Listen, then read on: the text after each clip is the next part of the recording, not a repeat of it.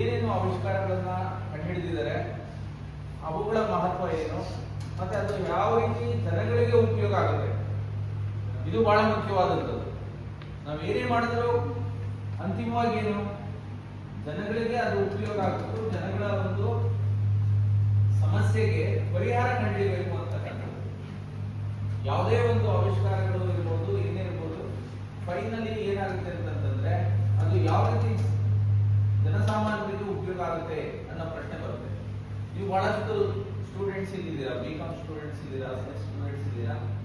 Finally ಏನು ಅಂದ್ರೆ ಅದು ಯಾವ ರೀತಿ ಸರಳೀಕರಣ ಮಾಡಬಹುದು, ಯಾವ್ದಾದ್ರು ಒಂದು ಸಮಸ್ಯೆನ ಅದು ಯಾವ ರೀತಿ ಜನಗಳಿಗೆ ಉಪಯೋಗ ಮಾಡೋಕ್ಕೆ ಸಹಾಯ ಆಗುತ್ತೆ ಅಂತ ಮಾಡ್ತಕ್ಕಂಥದ್ದೇ ನಿಮ್ಮ ಕೆಲಸನೂ ಆಗಿರುತ್ತೆ ಅಲ್ವಾ. ಈಗ ಎಲ್ಲಾ ಇಲಾಖೆಗಳಲ್ಲೂ ನಿಮ್ಮ ಅವಶ್ಯಕತೆ ಇದೆ, ಎಲ್ಲಾ ಒಂದು ಸಂಸ್ಥೆಗಳಲ್ಲೂ ನಿಮ್ಮ ಅವಶ್ಯಕತೆ ಇದೆ. ಯಾಕೆಂದ್ರೆ ಲೆಕ್ಕ ಇಲ್ಲದೇನೆ ಯಾವುದೇ ಒಂದು ಸಂಸ್ಥೆ ನಡೆಯಲಿಕ್ಕೆ ಸಾಧ್ಯ ಇಲ್ಲ. ಲೆಕ್ಕ ಅನ್ನೋದು ಬಹಳ ಮುಖ್ಯವಾದಂತ ವಿಚಾರ.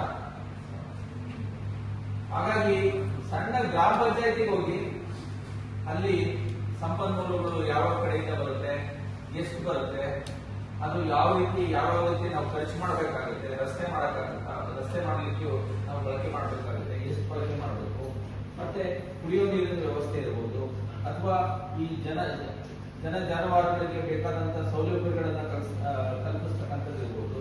ಅದೆಲ್ಲದಕ್ಕೂ ನಾವು ವೆಚ್ಚ ಮಾಡ್ತಾ ಹೋಗ್ಬೇಕಾಗುತ್ತೆ. ಅಂದ್ರೆ ಒಂದು ಸಿಂಪಲ್ ಆಗಿ ಗ್ರಾಮ ಪಂಚಾಯತಿನೇ ಇರ್ಬೋದು, ಒಂದು ಮನೆ ಅಂತ ತಗೊಂಡ್ರು ನಿಮಗೆ ಸಂಪನ್ಮೂಲಗಳು ಎಷ್ಟು ಬರುತ್ತೆ, ನಿಮ್ಮ ಆದಾಯ ಏನು, ಅದರಿಂದ ಯಾವ ರೀತಿ ನೀವು ನಿಮ್ಮ ಒಂದು ಜೀವನೋಪಾಯನ ನಿರ್ವಹಣೆ ಮಾಡಬೇಕಾಗುತ್ತೆ ಅನ್ನೋ ವಿಚಾರಗಳು ಬಹಳ ಮಹತ್ವವಿದೆ. ಹಾಗಾಗಿ ಈ ಒಂದು ನಿಟ್ಟಿನಲ್ಲಿ ಸಾಕಷ್ಟು ವಿಚಾರಗಳನ್ನ ನೀವು ಈ ಲೆಕ್ಕ